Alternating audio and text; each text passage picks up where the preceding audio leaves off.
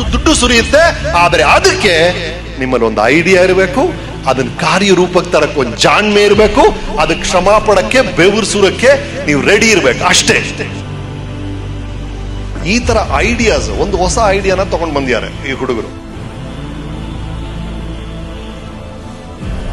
Dream deal ಅವರ ಕಥೆನ ನೀವೆಲ್ಲರೂ ಕೇಳಿದಿರಿ, ಇವ್ರ ಮಾತಲ್ಲಿ ಹೇಳಿದ್ದಾರೆ ಅವರು ಎಷ್ಟು ಬೇಗ ಬೆಳೆದಿದ್ದಾರೆ, ಎಷ್ಟು ಅದ್ಭುತವಾಗಿ ಬೆಳೆದಿದ್ದಾರೆ ಅಂತ. ಇನ್ನಷ್ಟು ಕನಸುಗಳನ್ನ ಅವರು ಆಲ್ರೆಡಿ ಎಷ್ಟು 27 ಬ್ರಾಂಚಸ್ ಇದೆ ಅಂತ ಹೇಳಿದ್ರು, 3 ಶೋರೂಮ್ ಇದೆಯಂತೆ.